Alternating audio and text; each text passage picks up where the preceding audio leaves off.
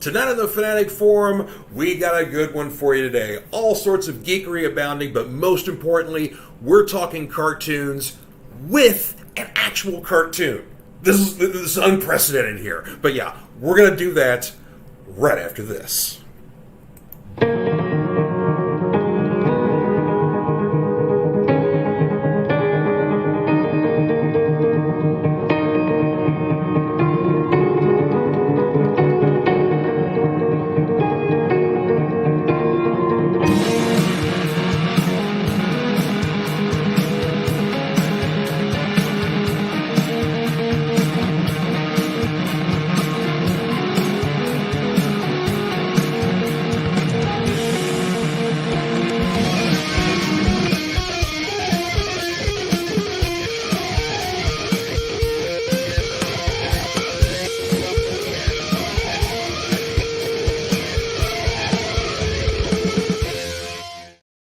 Hey everybody, happy Friday and welcome to the Fanatic Forum. I'm your Fanatic and host George Buehler. I hope everybody's having a great day out there.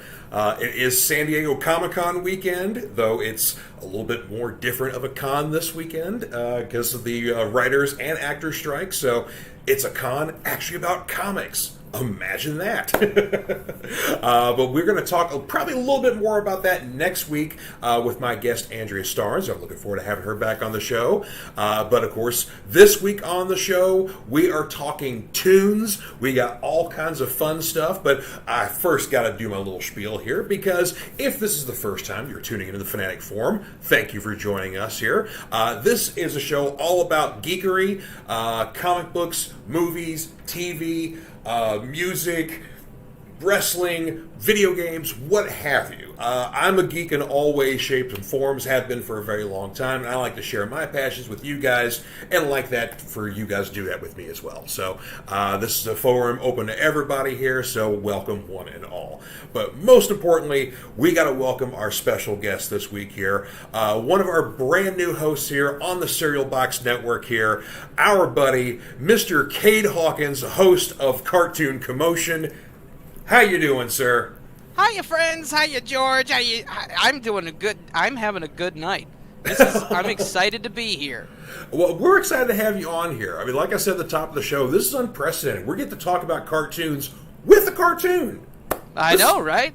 This is cool, man. I'm jazzed about this. I guess ever since I saw Who Framed Roger Rabbit, when I realized that the world of reality and cartoons could coexist, I'm like, what? Where is this? I think that's part of the novelty of Cartoon Commotion, is like I just bring that cartoon flavor to reality, you know?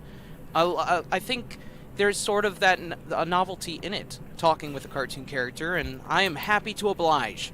Yeah, this is awesome. So thank you very much for being on here, and yeah, this is exciting. So of course, if you guys are not familiar with Cartoon Commotion, it is Saturday nights, 8 p.m. Eastern.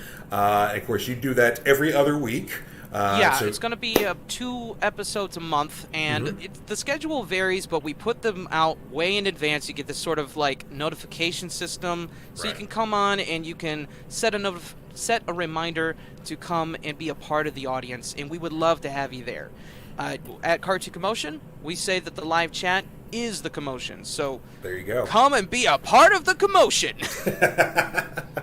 But again, Cade is a brand new member of the Back of the Cereal Box Network here, and so we're so happy to have you on here, because every now and then we'll you can't forget Jiggy.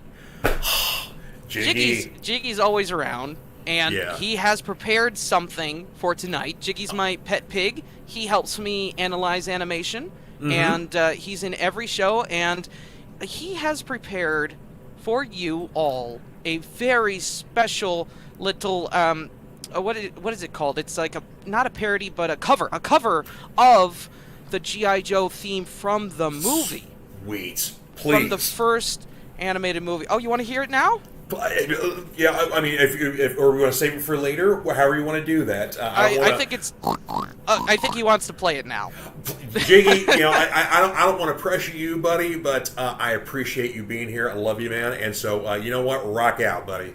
He was practicing real hard, so I got to give it up to him. Awesome. Here he is, my pal, my little buddy, Jiggy the Piggy.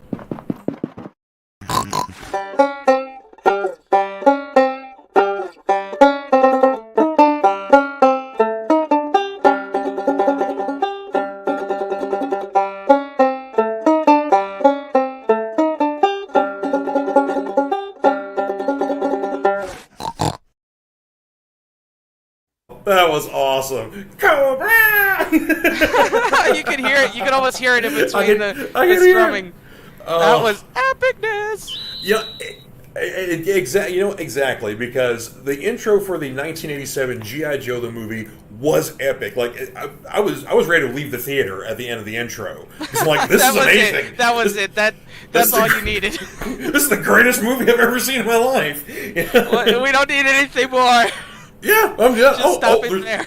There's more movie. Oh, okay. I thought it was going to be really short, but yeah. Yeah, you're already hooked. You might as well stick around, right? I guess. Yeah, but yeah, that's that was an epic intro. I mean, because of course the old school intro was great and everything, but yeah, that's. Well, hey, we do have a little bit of Cereal Box business to conduct because we got to plug our other friends here. So we do want to bring up cerealboxnetwork.com is the one-stop shop for all Cereal Box stuff, where you can access all of our shows or learn to follow us and whatever else. So please check out cerealboxnetwork.com. So many flavors, so many marshmallows. You don't want to miss this variety. Exactly. Because, of course, aside from myself and aside from Cade's Cartoon Commotion, we've also got our flagship show, Back of the Cereal Box. We've got Ice Cream Queens, Cosplay Cafe, Comic Books The New Class, Cryptid Crunch, so many other great shows. So we get all flavors of geek, pretty much, here. We hit you on all sides. Indubitably. Yes, we've already got some comments in here, so let's see here. First off, Dave Mattingly, Diamond Dave here says, TGIFF, thank God it's Fanatic Forum. I love it. That needs to be on a shirt, I think. I need to, haven't gotten the merch yet for Fanatic Forum, but branding opportunities are presenting themselves tonight. They really are, man. Well, I mean, Dave Mattingly is just full of just greatness anyway, so there you go. Good ideas. He certainly does. And let's see here. For him, his most impactful favorite cartoon would be Looney Tunes. Yeah, no kidding. Dave and I are the generation, that's pretty much our first cartoons was Looney Tunes stuff. So, right. To put some context on that, that is answering the title of this live stream. Yes. What is your favorite cartoon of all time? So there we go. Yes, thank you very much, Cade. See? Hey, no problem. This is a good partnership here. Let's see. Most useful tune of all time, Schoolhouse Rock. Amen to that. Interesting. Three is a magic number, let me tell you. That would be useful. Yes. And then most rewatched Justice League. Ooh. Yes. Very understandable. Yeah. Very understandable, Dave. Yeah, Justice League, and then going into the Justice League Unlimited. Yeah. Yes, amen to that. All right. Oh, Sherry. Edgin? I'm sorry. I hope I'm not butchering your name there, Sherry. But Yo Cartoon Commotion. And she's excited about Jiggy. Jiggy. Yes, I love Jiggy. He's still here. Jiggy! All right. And Sherry wants to know, our topic for tonight is, what is your favorite cartoon of all time? She answers, Looney Tunes would be a number one. G.I. Joe, a very close second. Oh, G.I. Joe fan. Okay. Yeah, and that's, for me, I would say, like, Looney Tunes was my base. But, yeah, G.I. Joe has been a cartoon I'll revisit constantly. I'm old enough to remember when the A Real American Hero 82 toys came out. So, that was a major thing for me. And then, of course, that launched... first it was a toy and it was a comic book, and then very shortly thereafter it was a cartoon. So it was like, bang, bang, bang. So many things. I think Hasbro did the right thing with Marvel and remarketing the toys, getting them to actually have a story. Yeah. And marketing that story through a comic was, well, I don't know if you want to get into it already, because I got a lot of notes I could talk about. Oh, sure. Yeah, you finish your thought there. Well, it's just that... they took it to Marvel to really kick it off. Yeah. Because Marvel was really the one who they I got to think of Larry Hama. That's right. He kind of basically created the world of G.I. Joe as we know it today.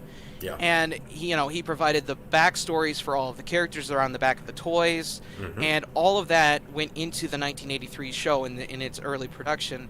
Right. In 1982. It really got started with that comic book commercial.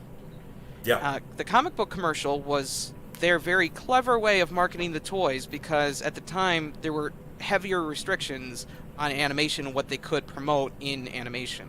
Yeah, it was less than 30 seconds they could use. Yeah, less than 30 seconds. But they made, like, what was it, five?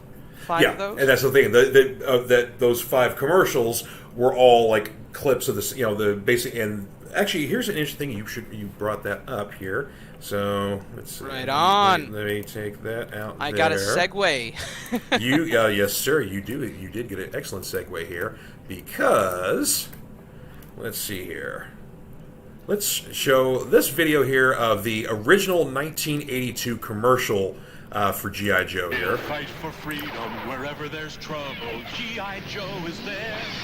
It's here, the G.I. Joe collection. Infantry troopers, codename Grunt. So see, you notice at the beginning there, that animation, very similar to how the cartoon is, and then also, that's the theme for the show that they're using. I think it was because of Marvel. They were teamed up with Sunbow, and they did those animations, so it kind of just went from there and into the cartoon. They just kind of transferred what they had, Yeah, see? Of course, there were slight alterations. So there's another clip there. If I remember correctly, the main guy was, like, originally supposed to be Hawk. Yeah, because he came with a missile launching system, and he was the commander at the time. And in the first 12 issues of the comic, it was, Commander Hawk was the lead dude.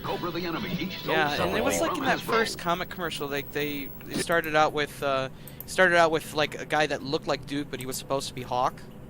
Right. And then it, like, in the cartoon, obviously they led with Duke. Yeah. So that was interesting. That was an interesting little change. Yeah, and Duke wasn't really introduced until, I'm trying to think, somewhere between issues 15 and 20, I think. I'm not 100% sure. But I just remembered something, George. Oh, what's that? Okay, so I don't know I don't know how much of the comic ad you saw, but when you go to Destro and Cobra, their voices are like total opposites of what they are in the cartoon. It's right. Hilarious. Yeah. Because Cobra in the cartoon is like, obviously Cobra Commander, but then you get in the ad, he's got a deeper voice, and Destro has the scratchy, squeaky voice. I know. Yeah, that is funny. I know. I remember that too. As a fan, it's so comical to go back and think that could have been. Because I couldn't imagine Cobra without that voice. I know, right? It's iconic. Old Frank Welker. Yeah. Frank Welker didn't do Cobra, though. He did. Oh no, Cobra. Chris Latta. That's what it was. Yes, yeah. Chris Latta did Cobra. And yeah. Sorry, Chris. Very well. I mean, he was also the voice of Starscream, and that's how come you kind of like sticks with you, because it's like, well, he's Starscream, he's Cobra, and the irony of it, how Starscream wants to lead, right, and Cobra automatically is the leader, so it's almost as if Starscream has always been gunning for Cobra's job. I love that. Yeah, and they were both spineless cowards. So true. So it's very true. Yeah. Oh yeah. We got a comment here from Callie Hawkins here. It says, "Whoop! I was born in 1970. All right, just a tad bit older than me, not too much. When I babysat 3 boys, we watched G.I. Joe. So much fun. Love watching these tunes with the boys. So when we played, we would pretend to be the characters, and she loves Scarlet. Nice." For me, of the ladies of G.I. Joe, Lady J is my girl. Right. So, yeah. She had an amazing skill with the javelin. That was kind of cool, but she just, I don't know, Scarlet seemed very uptight and rigid, and also in the comics, I knew she was Snake Eyes Boo, and so I'm like, I'm not gonna, lust after a ninja, so there you go. So hey, that gets a little bit more confusing with the cartoon, though, because in the very first miniseries, she's set up with Duke. Yep. So it's like, a lot of people were like, wait, I thought they were a couple, like Snake and her were totally together. No. Not necessarily, not in the cartoon. There are some discrepancies between the comic and the cartoon with how some of the mythology is, and we'll get into that when we start talking a little bit more in depth about other cartoons and more G.I. Joe stuff here. But first off, we do have some new comics I got to share with you guys here. So got some good stuff this week here. Didn't have anything DC. I had a kind of light week. Next week's gonna be huge. I think I've got like 15 or 16 books next week, so. Yeah, next week's a very big week here, but Mondo huge haul. I have a problem when it comes to comics. What you work at a comic book shop and you're fine. You're set. Well, see, I've only worked in a comic book shop for like almost 2 years now, but it's not that bad then.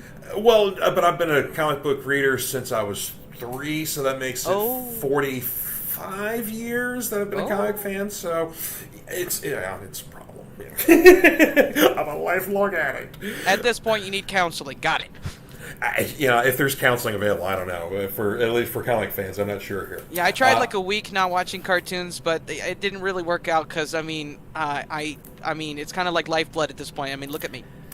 Well, yeah, I mean, it's probably all the color drained out of you, I'm sure, and you weren't as part of who I am, man. I can't deny that. You weren't. Yeah, you probably weren't very animated enough, just kind of like hanging out, not doing anything. So yeah. Well, honestly, I do get complaints in public. They're like, you're a little animated. Could you? I'm like, well, I must be doing something right. But see, you need a drum fill there. So I don't have a drum. I have epicness. Epicness, there. I love that. Since we were talking about the ladies of G.I. Joe here, we don't want to get too off track here, but Dave Mangley throws in the Baroness was his object of desire back in the day. So hubba hubba. So all right, he likes the bad girls. Interesting, but she was really very flip-floppy in her alliances. Well, I mean, Destro was basically kind of her thing, but then of course there was the one episode of G.I. Joe where they go into a short fuse goes into an alternate universe, and Baroness is basically his like wife or something. Oh man, I forgot about that. I need to watch that one. Yeah. There's some wacky stuff here, but here, let me bring myself up full here real quick here so I can show off the covers of these books here. So don't mean to cut Cade out here, but this will be short here. So first off here, from Marvel Comics, the Alien series they've got going right now has been fantastic. Of course, this is a new creative team run by Declan Shalvey, who's a fantastic writer here.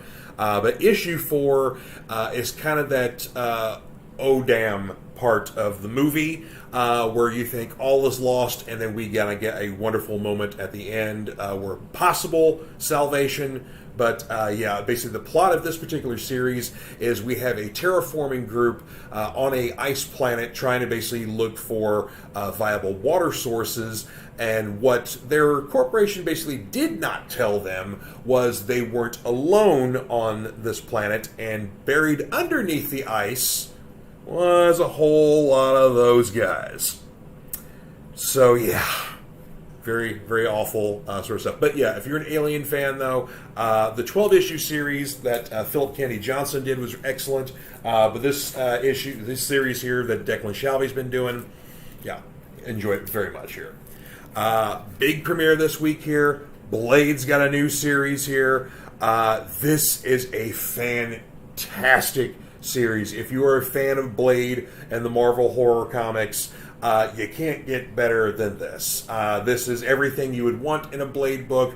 A great kickoff to a new series here. New villain, new problems that Blade has to deal with vampire stuff, so really good. It is pretty bloody, so not quite for kids, but yeah, of course you can see that front cover there, this is a gory Blade series here that Brian Hill has been writing on there, so yeah, I'm very excited about this one, can't wait for more. Image Comics here, this is another fun one for me here. The release of Big Game #1. This is the very first crossover in the Mark Millar universe. This would include properties like Wanted, The Kingsman, Nemesis, Jupiter Ascending, Huck, Starlight. The list goes on and on and on. But basically, if you remember the movie Wanted or have read the comic Wanted, there is a clandestine organization of super criminals that basically in 1986 wiped out all superheroes and basically took control of everything. So that's kind of how the Wanted movie sets you up, and basically, you know about the organization, Wesley getting, basically being a legacy character, yada, yada, yada. Well, flash forward to 2023, and Wesley is still leading the organization, still doing all the clandestine things they do, but has realized that more new superheroes have popped up, and it's time to get the gang back together to take care of another problem. So, yeah, all the bad guys are going after all the superheroes, and the heroes have no idea they're coming. Oh, good stuff, good stuff. A couple more independents here. I've been a huge fan of the Radiant Black series from Image Comics, part of the Massive Verse here.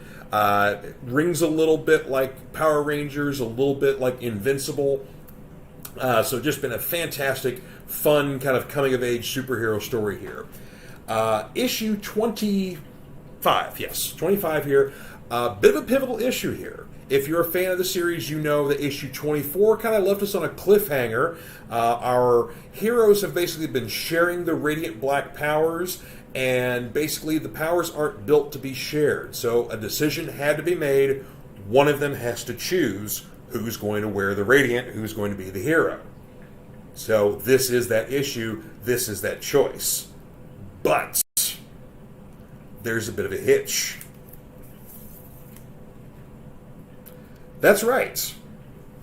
Same book, slightly different cover, two different outcomes.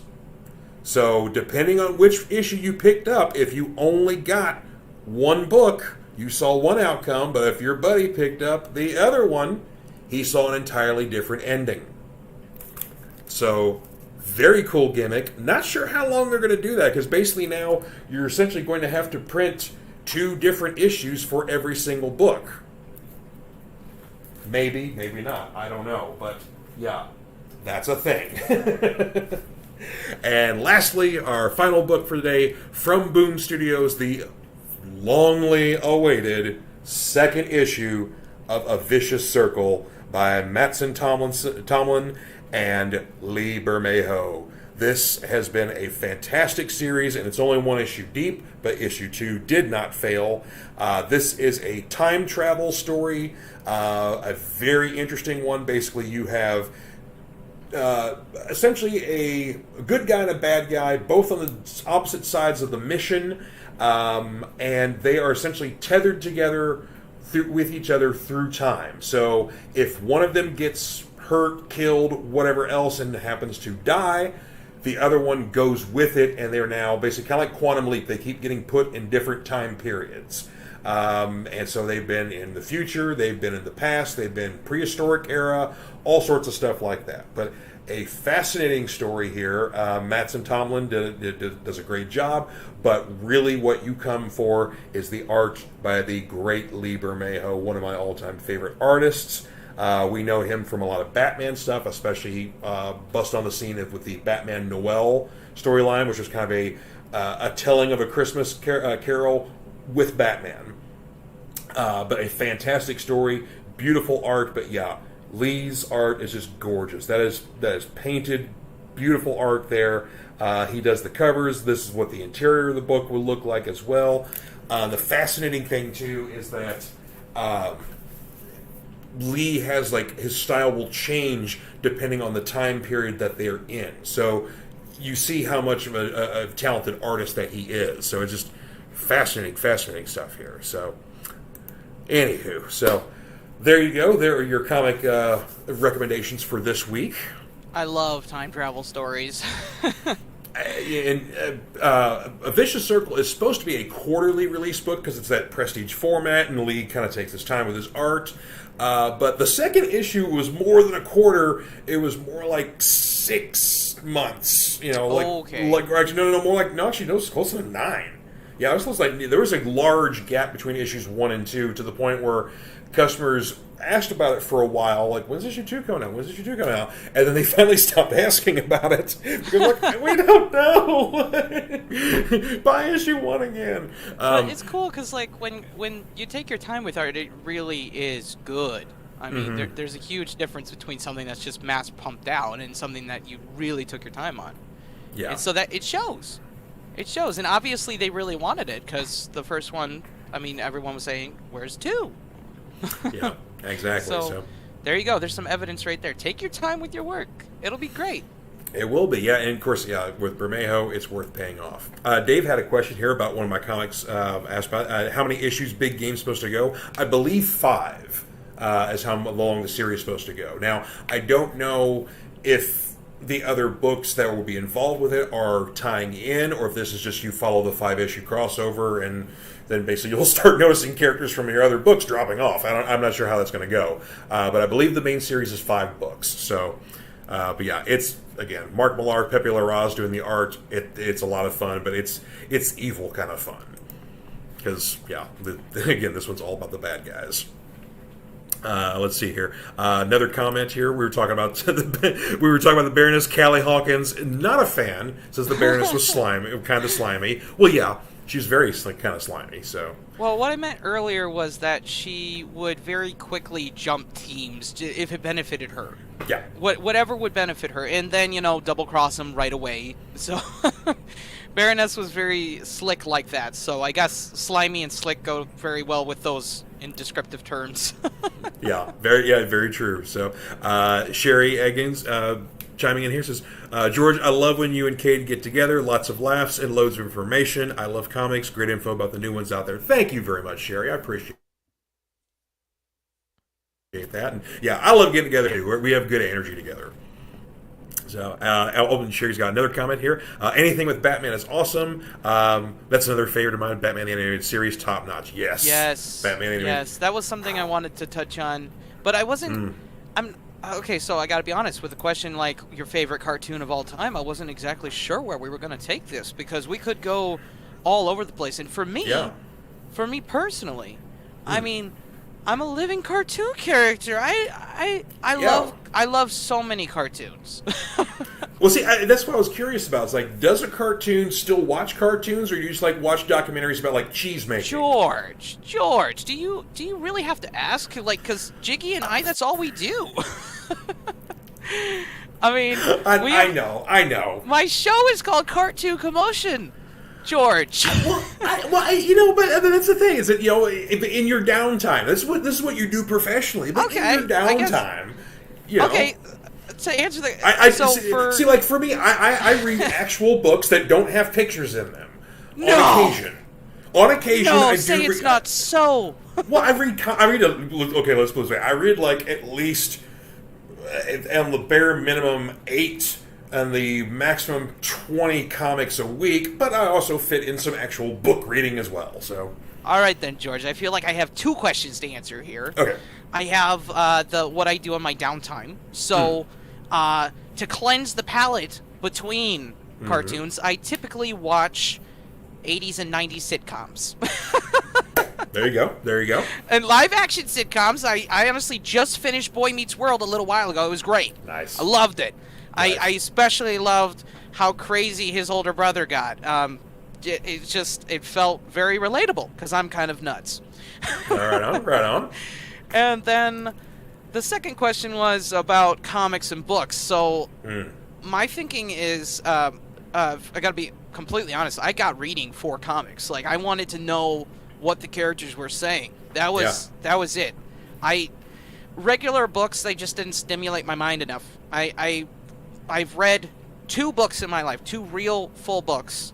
I've read The Hobbit. Nice.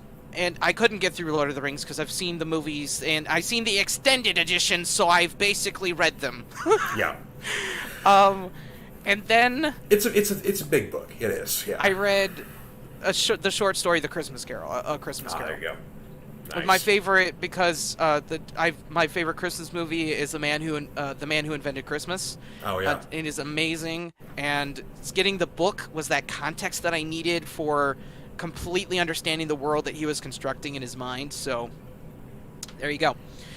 Very nice, very nice. Yeah, that's what I do in my toonish downtime. Okay. Yeah, because I mean, I've always. Basically, my first comic was bought for me when I was about 3 years old. Dad got it for me. It was Avengers 163. I have 3 copies of that book. So, yes, I still actually have the copy that I had when I was 3 years old. It does not have a cover. It has crayon written on the first page, Avengers 163, so I knew which book it was. That's awesome. Yeah, and so then I bought a copy later on, and then a few years back I found an even nicer copy that looks like it's brand new, and so there's my 3rd copy of the book. But yeah, that is my first comic, so that's one book I'll always treasure and never get rid of. But I mean, I grew up on Bullfinch's Greek mythology, Norse mythology. My first grown-up book was Lord of the Rings when I was like 8 years old. So. I read like a lot of kids' books, stuff like that, but like my first, I thought to myself, this is my first grown-up book.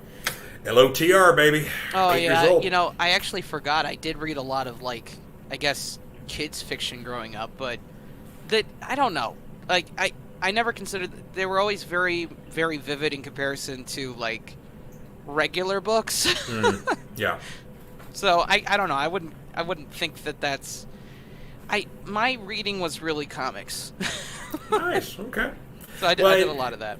Well, for college, I was an English major with a creative writing concentration. So even with just doing creative writing, I still had to do a lot of literature stuff. So you have to read a lot of books if you're anywhere in the English major, realm of college. Makes sense. And totally makes sense. So I've read tons and tons of stuff. So throughout when I was time there, but of course there's a lot of stuff I read on my own. And my junior year of high school is a very transformative period. I basically was introduced into the Transcendentalists, so I got into like Henry David Thoreau and Ralph Waldo Emerson, and then basically a couple of wacky folks said, "Hey, you need to check out this guy Kerouac." I'm like, "Oh, there's all the beat poets over there." And then basically someone introduced me to Hunter. Oh no, my uncle introduced me to Hunter S. Thompson. So hey, this is a Louisville guy here, and I'm like, zing, counterculture, I'm in. So yeah. So wow. I've always been a weirdo thanks to those gentlemen. So it's made me a very outrageous thinker and somebody who basically kind of is fairly self-aware of who we are. Hey, weird can be wonderful. It adds a lot of character. Yeah. And I mean, I know a thing or two about cartoon characters. So you do, yeah. I'd say you know a lot about that. But yeah, so let's get focused here on our actual topic here of favorite cartoons of all time. Okay. We had a lot of comments when I posted this episode of people chiming in. So we already got a couple of votes for G.I. Joe. We had a few votes. Yeah, had a few votes for Batman the Animated Series. Are we counting votes? Well, not really. Just basically more. There was a couple of people who said I like this, and they all said the same thing. So okay. Yeah. So I was thinking it was like individual, like this is me, kind of like it for. Is. Speaking of the viewers and listeners, like when they submit, it's like this is their personal, favorite of all time kind of thing. Absolutely. There's no competition here. I mean, it's hard to do. It's very hard to do because after you've seen a couple greats, it's hard to compare. You could not put like X-Men the Animated Series on the same table as Looney Tunes. It's just, it's a whole different vibe. I mean, the theme song alone sets them apart. We got a complete comedy, and then you got this like rock epic. and it all depends of which intro for Looney Tunes we're talking about, because they had so many over the decades. We went the old overture, cut the lights. I was thinking of the what's it called? It's like broken. It's not. Oh, merry-go-round broke down. That's it. Merry-go-round broken down. That's the vibe I was thinking for the main Looney Tunes thing. Everybody knows it. Yep. Everybody knows it as soon as you think of Looney Tunes. Yep, exactly. Yeah, so Da, da, da, da. yeah, I mean that's a classic one. Of course, like later on, Looney Tunes fans, there was the old Roadrunner theme that if anybody saw The Shining, you remember hearing it in that as well. Because when little boy. Anyway, when he's watching cartoons, he's watching the old Roadrunner. He's coming after you. That whole thing. So but to continue the discussion, my thinking is still very hard to compare Overture, Curtain Lights to X-Men, the animated series. Very hard to compare. So, when you say favorite cartoon of all time, I honestly, I couldn't say that any one of these are all time. I have loads of favorites, but I guess if you were to ask me, if I had no choice but to pick just one out of the hundreds that I love and that I dig into, it would be Batman the Animated Series, because it was the first time my eyes were open to the depth of the absolutely radalicious art form. It showed me that there's more than one angle to every great story. It just so much more to care about. Because we've had cartoons that had excellent animation, the 80s were filled with them, but you're right, it was extremely cinematic with the way everything was structured, with the way everything was shot, even though it's cartoon, the way it was drawn. Perspective. But the music fit along with it. You had very good seasoned theatrical voice actors doing this stuff. So, I mean, this was, and it premiered on primetime television. This was not a Saturday morning or a after-school show. This is a prime-time premiere. So this is a very serious product here. The goal was keeping a cinematic feel after the Michael Keaton films, and focusing in on making each episode feel like it was a film of itself, in and of itself. Absolutely. So when you watch one episode, you get a miniature film experience. And I think they nailed it. Yeah, and you're absolutely right. The psychology that went into it really made me think. In an animated show that could make you think, made me start thinking about other animated shows and how they operate and why they did things the way they did. And that's part of the reason why I do what I do on my show, is because I can look into that psychology, the thought process behind it. This upcoming week, on Wednesday, you're going to get a piece of bonus content from Cartoon Commotion about how Gem and the Holograms was actually about selfishness. Now, don't read into that title. You're going to enjoy it. Okay. That's the reason I named it that, because it makes you think, just like Batman the Animated Series. Interesting.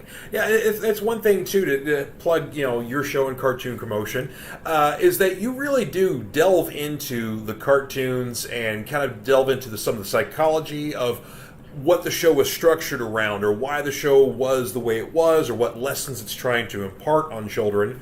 And I always appreciate that, because you have a good flair for research and delving into that stuff. So kudos to you, sir. Thank you, George. And I appreciate your community and this whole channel you've got going on here. With this structure is very open floor discussion, and it's a lot of fun. Yeah, I mean, I've done the more professional stuff before, so I'm this was kind of what I wanted to do, the antithesis of that, make it very off the cuff and loose and fun. So. Well, you said it best. Like you said, you are a weirdo, and I branded myself as your favorite cartoon weirdo, so I can relate. There you go. But yeah, so. Real quick. Sorry, yes, yeah, please. On the psychology, the whole thing that you just said, the reason I do that is because I think a lot of us just stick with that first nostalgic experience. When you're watching the cartoon and just casually enjoying it, it's great. There's no problem with that. But I think that's what I bring to the table, that it won't give it to you just naturally. Right. You're going to go back and watch that cartoon after I'm done talking about it and see it in an entirely different way, and that's what I'm trying to bring you. I'm trying to bring you that experience today. You've done that for me, because you basically had a nice thing talking about Spider-Man and Amazing Friends, and how throughout that whole series they really pushed forward the friends, and these are good people, and they're actually good to each other. we always knew there was the romantic triangle between Spider-Man and Firestorm and Iceman, and one liked one, but one didn't like the other. So, but they always kind of crossed paths. But then at the same time, like you pointed out, Peter and Iceman did not try to step on each other's toes. No, they didn't. Or one up each other. It's kind of like let the lady choose for herself, but she's got to know, hey, we're both India, so there you go. So, but yeah, that was such a great topic because it forced me to confront the idea that they were constantly pushing the friend-zoned element. Because, what you've got here is a show that's almost like forcing them to remain in a friend zone, all the time. There's no escape. Right. There's no escape of the friend zone, and it's something. It's both great and a little unusual because you have a situation where he's almost about to Peter, being he, is almost about to run off with an alien woman, just out of the blue. She came from space and they barely knew each other, and automatically, boom, they're in love, and he's about ready to go and leave the planet. Well, they only had 21 minutes, so, come on. It's like, we gotta get things going here, man. But in that same episode, Angelica full-on kisses him. Yeah. Yeah. And that's her parting gift. Like, she's ready for him to leave the planet. So there's these... It constantly goes back to the idea of unmet love in that show. Yeah, it really does. It always does. And I think that depth is worth the analysis. And I will be returning to that eventually. Nice. But yes, again, I appreciate your analysis on stuff here. Thank you very much. And giving a little more love to Jiggy. Yeah, he also wants to remind you he did have a part to play in that analysis. Yes. Let's not leave Jiggy out here. Jiggy does have some in-depth comments as well. You gotta know how to speak pig, though. It's kind of like Groot. It's like you gotta listen in between the words. That sort of thing like that. That's how you get it. It's easier for me because I spend the most time with Jiggy. It's true, but yeah. But I talk cat. And pigs and cats aren't too terribly far off. I have heard you interpret him pretty well, actually. He's a clever dude. It's just saying, he's got stuff to say. And he's really skilled with the banjo, self-taught. No kidding. Which is and that's the thing too. Let's talk about playing the banjo here. It involves a lot of picking and finger work. Pigs have hooves.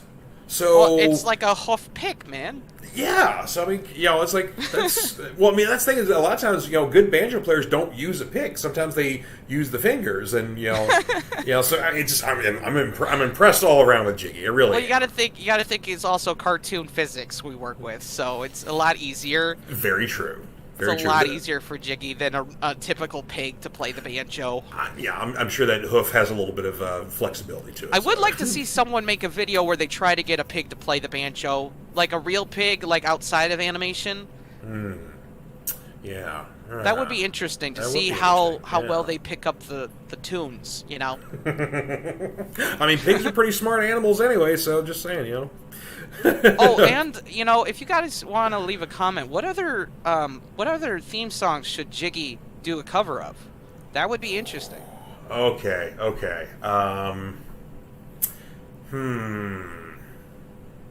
old '60s Spider-Man theme was always a classic.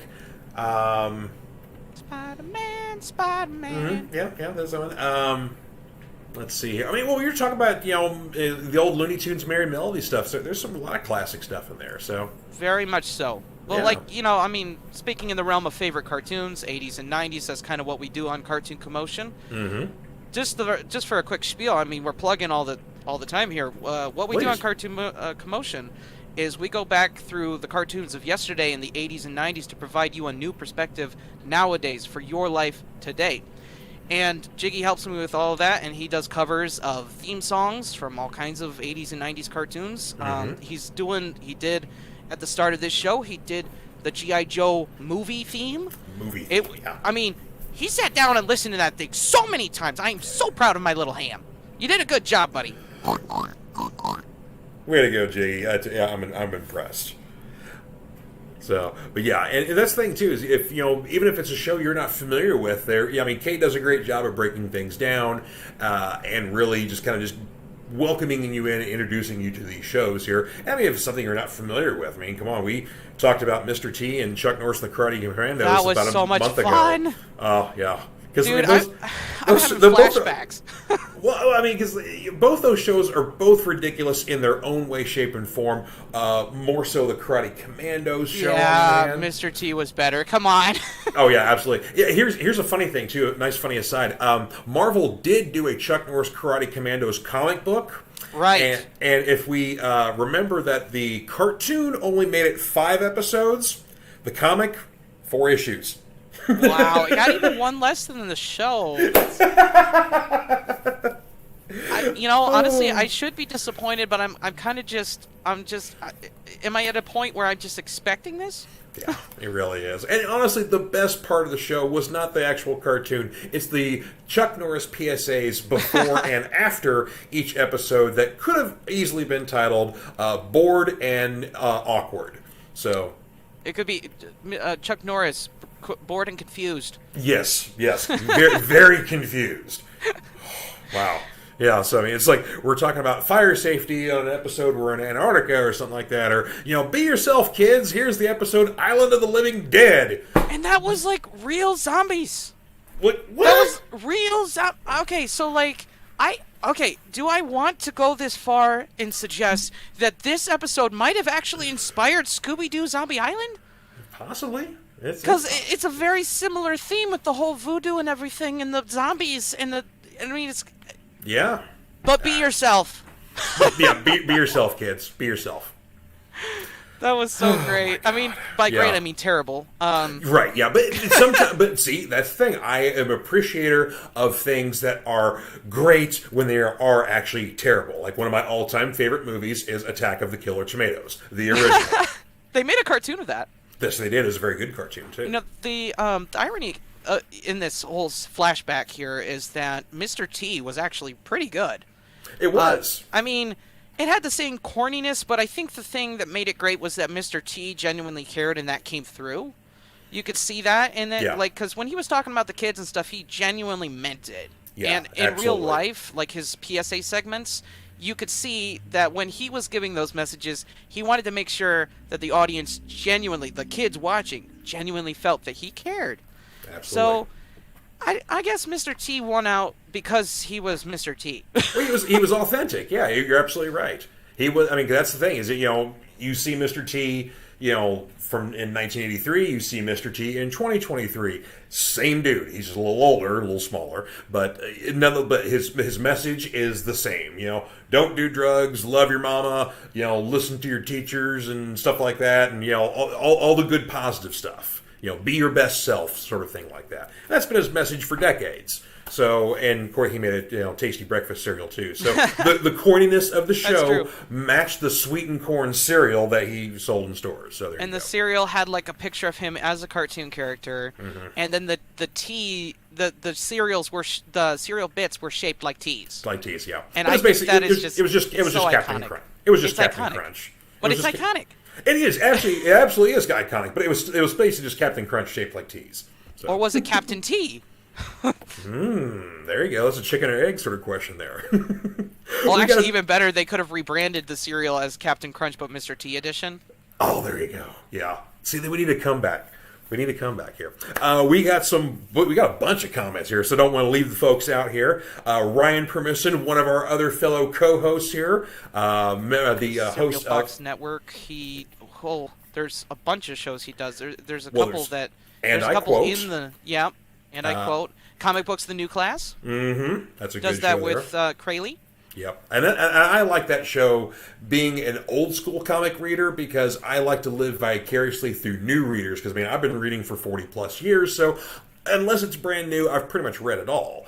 Or if it's worth reading, then I've definitely read it. But they being new readers, I liked them seeing how they experience, major story arcs or big stories that have been adapted into movies or TV shows or whatever else. So I like seeing them take interest in that and, what they pull out of it as well. So it's fun for me. So George... Yes. Okay, wait, go ahead, read the comment, then I'll ask you. Yes, okay. So Ryan Permission showing up saying his favorite cartoons are Spider-Man, I assume the 90s, Because, well, yeah, they're all 90s shows all here. 90s so, shows. Yeah, so Spider-Man, X-Men, Batman the Animated Series. So, and Spider-Man's had multiple cartoons. That's true. But the 90s Spider-Man cartoon was par excellence. Yes, I agree. I think it's the best introduction to Spider-Man, because, like, that's pretty much where I got into it, and you just kind of, like, you learn all the basics in that show. Every bit that really, truly matters about Spider-Man is presented you there. Yeah, and they did a great job with his Rogues Gallery, too. Pretty much everybody was in there, or anybody was a Spider-Man adjacent hero or anti-hero. I mean, they had the friggin' Punisher on the Spider-Man show. That's the thing, is they kind of made Kingpin sort of his villain, and he was originally sort of Daredevil's villain. So Kingpin has been shared. That's true. By many heroes. Spider-Man definitely has had lots of run-ins with him. Punisher and Daredevil, absolutely. But I think that show kind of cemented it for all the 90s kids. Like, Kingpin is Spider-Man's villain. What is he doing over here? It's basically because Daredevil wasn't properly represented. But yeah, you're right, though. But yeah, basically any of the street-level heroes are going to have a major dealing with Kingpin at least once in their career, if not multiple times. And those three heroes definitely have dealt with him multiple times. So I remember distinctively when he was getting the key to the city and the Hobgoblin shows up. That was like a golden moment right there, because it kind of set the tone for a lot of adventures to come. Yeah, that wasn't shortly after it started either. I think not You're too right. long. I believe so. Yeah. We're getting lots of lovely comments in here. Sherry's saying that she enjoys both of our shows, are both knowledgeable and are downright fun. So thank you very much. Appreciate Epicness. that. Epicness! That's our new call sign here. Kelly Hawkins says, how do you both do it? Love these shows. Thank you very much, Kelly. How do we do it? We spend a lot of time indoors. Well, George, you live in a comic book shop. Well, yeah. And I live in an animated universe. Yeah, so there you go. That's how we do it. Yeah, I mean, if you want to know why the donuts are so good, because we live in a bakery. I mean, let's see here. Sherry chiming in says, another good cartoon is the original Scooby-Doo. Yes, Scooby-Doo, Where Are You? Yeah, great classic stuff there. I don't mean to point this out, but I see it, and it's just so wonderful. She accidentally wrote Scooby-Foo there. Oh, yeah, there you go. I love the villains of Scooby. Yeah. I just love it because, I mean, it could be karate or kung fu. That's true, yeah. Scooby-Foo. I think there actually was a moment where he did, like a karate chopping move in the original show. Yes, he did, yeah. And, of course, Scrappy was also very aggressive. So he was more of a street fighter, though. She pointed out the Creeper, and I love the Creeper. Yeah, the Creeper is great. Love that. Yeah, that was 1969, and we are talking about Scooby-Doo tomorrow on Back of the Cereal Box podcast. Nice. So don't miss it. 9 a.m. Eastern Time. Oh god! Hey, Sherry says Creeper was a tall, thin, creepy guy by night. Too funny. Yeah, he was like a big fat banker dude by day, so it's like that's right, yeah, impossible to fit in the costume. That's right, yes, yeah. So that's right, he was overweight old man, and then suddenly he was a thin guy. But yeah, and announced his arrival. Doesn't make any logical sense, but it doesn't have to. Doesn't have to. It's a cartoon. So Creeper was fun too because and a lot of people thought, and myself included, that he was saying like his own name when he was like Creeper. Mm-hmm. Well, what he's actually saying is paper, and yeah. So he's following them around to try to get this piece of paper that's a photographic evidence of himself. But see, the thing that I couldn't get over is, why are you telling them that they have evidence against you? Yeah, and actually letting them know what it actually is, Because it's so incriminating that it's like, oh, well, obviously, it's not really a monster. But Creeper... Yeah, because monsters aren't worried about evidence. I love the Creeper. Just his whole design is phenomenal. Excellent. I actually have a Creeper mask. I think I got it for a Christmas gift one year. Nice. Yeah, it's properly on display over on my shelves of figurines.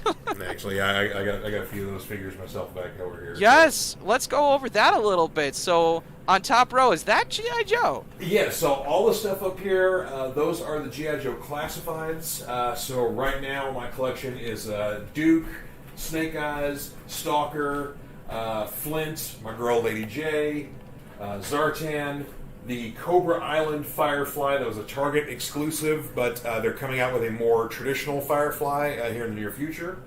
Tomax and Zaymont flanking a Crimson Guardsman. Wow. Major Blood, Storm Shadow, Cobra Viper, Recondo. This is the Tiger Force Recondo. Lieutenant Falcon, Spirit, and Freedom. And then Kamakura, one of the more recent ninja characters who later on becomes Snake Eyes when the OG is still off the guys. Are we capable of showing a close-up of Freedom, the detail? Because I want to see. I couldn't see the eagle. I want to see the eagle. I'm interested to see how much detail is put in these, because the classified line is amazing. Oh yeah, I love the classified line here. So yeah, so look at here's that. And the nice thing is, Freedom actually comes with 2 different wing sets. So this is the wings down, and then actually Hunt comes up with another wing set you could take off and have them all wings spanned out and look like he's awesome. Flying or whatever else. And that is awesome. Yeah, so yeah, good stuff. And then I do have a couple of the Super 7 Reaction G.I. Joe figures. So over on the wall I have the Snake Eyes and Duke when they were locked in Mortal Kombat with like the energy weapons. Yep, that was the second miniseries. Yep, that's right. Yeah, it sure was. And then he picked up the spear. It was like a Revenge of Cobra. Yeah. Yeah. He picked up this trident thing. That's right. Yeah, Snake Eyes had a trident and a net, whereas Duke had basically a lightsaber. And then over the weapon choices are superb. They really are, yeah. And then over here, I've got a reaction of Mutt and Junkyard. And there's actually a great backstory why I love Mutt and Junkyard so much. When I was a kid, had a Mutt and Junkyard action figures. And my sister, who's 3 years younger than I am, she liked playing with any of my animal figures that I would have with any of the toys, right? And so I let her play with Junkyard one day, and a while back, I'm like, hey, where's my dog? Can't find it. And so I remembered, I let her borrow it. It's like, hey, where's Junkyard? Where's the dog at? And she buried the dog in a flower bed and forgot where she buried it and tried looking for it, couldn't find the dog, looked all over. I went out there and helped her. We couldn't find this thing anywhere. Wow. Flash forward a good almost 10 years when we're moving out of the house and going into a different home. And so we're doing a lot of renovations and stuff like that. And so we're digging up all these flower beds and making the yard look a little more normal and presentable to a new family. Sure enough, we find the dog somewhere in one of those deep flower beds there. So, and I'd since purchased another Mutt and Junkyard figure, so I now have 2 Junkyards. So, but yeah, well, that's cool. That's a good story. Yeah, I love got a little history. I mean, it's a very weird situation, but it's wonderful. Yeah, I mean, it's a running joke. It's a running joke my sister and I always have. Like anytime we're bickering or something back and forth, and I feel like, well, you buried my dog. So. As opposed to like a dog burying a bone, this is a girl burying a dog. This is a very fun situation. But unusual. After being in the ground for nearly a decade, he was just fine. He was a little dusty, but he was fine. So, because he was I find it ironic that you don't have a 3.75 of Lady J, but I do. Well, no, I got the nicer, upgraded version because this one. The classified. The classified Lady J is really nice because. Unlike the 3.75, or like they actually have done like a 6-inch version of the 3.75 Lady J. It's a Walmart exclusive. She still has the traditional look that she did in the 80s toy, whereas this one, she's a little more looking like the cartoon. She has multiple javelins with different removable heads. And then she also does have the ball cap too that her action figure had. So you can change her head out and have the ball cap with a little hair sticking out, or you can just have the ball cap off and have her, brunette locks. There you go. So that is a lot of options there. Well, speaking of cartoon accuracy, did you see that they are coming out with a cartoon accurate Filmation He-Man line? I sure did. Yes. I saw that on Twitter just the other day, and I was like, exciting. And there was somebody who was like, "Are you excited for this?" And I'm like, "It's all I've ever wanted in a He-Man line." Yeah. Yeah, it really is. Exactly what I would want to collect. I mean, I love the idea of collecting the retro line because it gets this sort of like collection going on with like bringing the old stuff back into current time, and I love that because it's very timeless that way. But cartoon accuracy is my thing. Yeah, exactly. That's how I collect my toys. If I could get cartoon accurate He-Man, heck yeah, that sounds awesome. This will entice you as well. Of course, this is probably going to be a much more pricey figure than what the animated toys are going to be. But I think pre-orders are you do pre-orders now. I saw on Big Bad Toy Store # not a sponsor.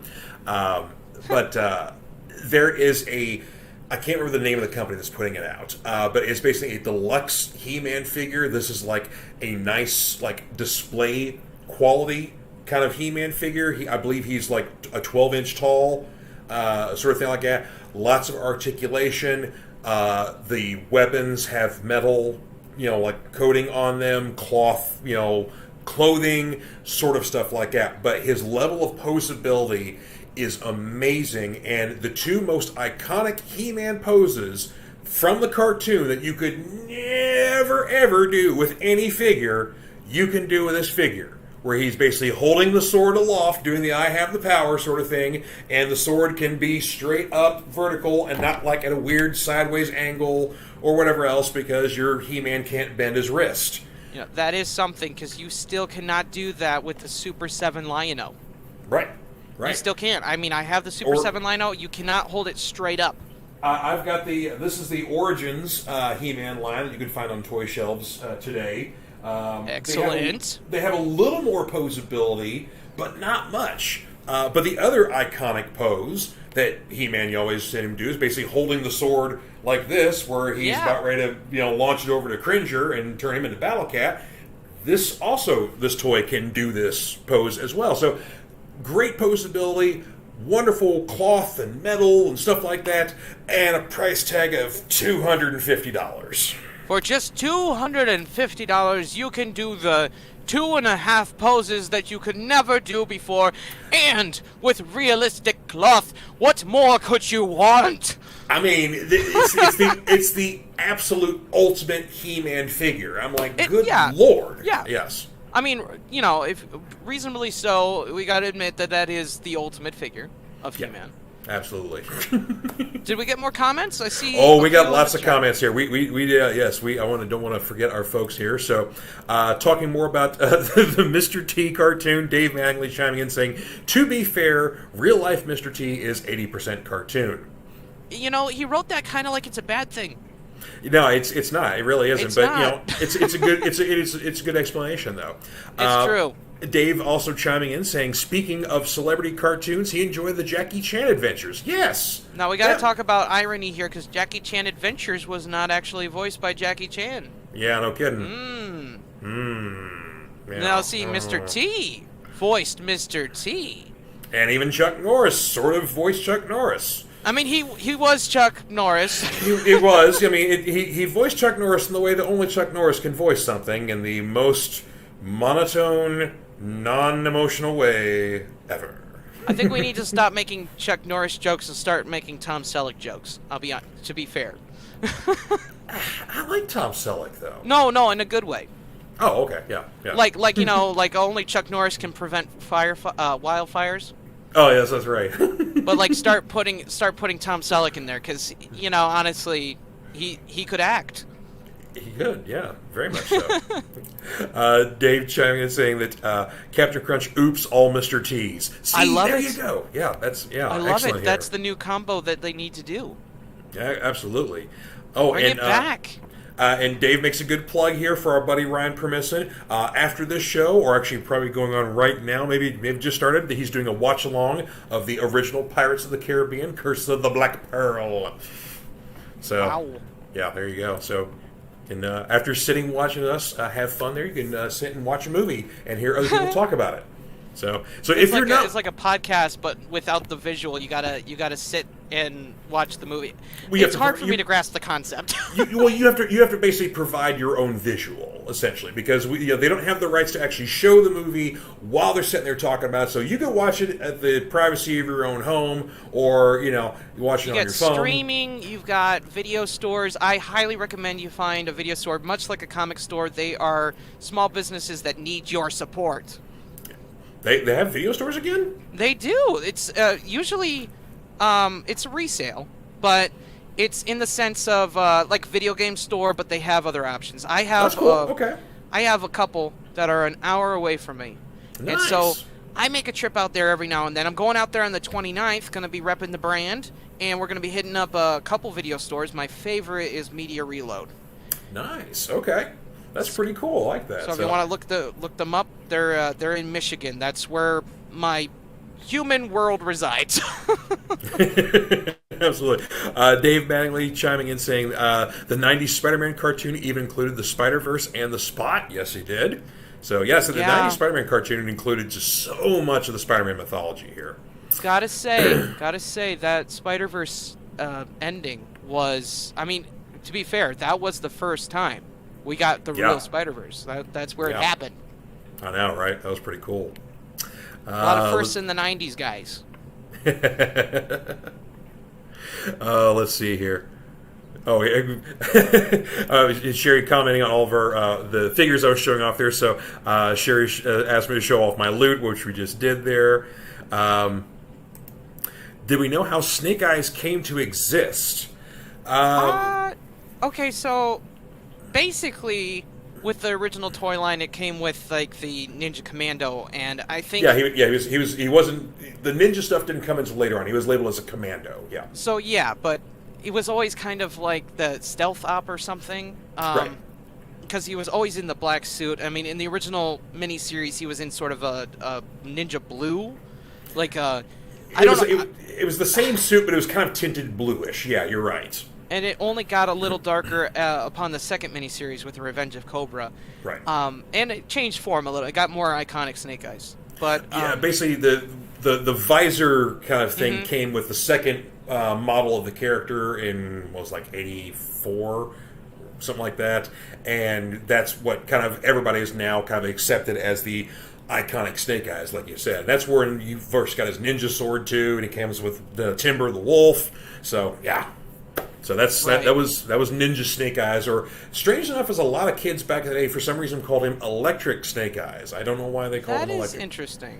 I don't know why he was called Electric Snake Eyes. Well, I know in later iterations with the toy they came with variations on his character. But back to like how he came to exist. I think Larry Hama doing the story of these characters, like his. I guess you could say that's pretty much how it happened. Was like these characters had personality because of Larry Hama. Right.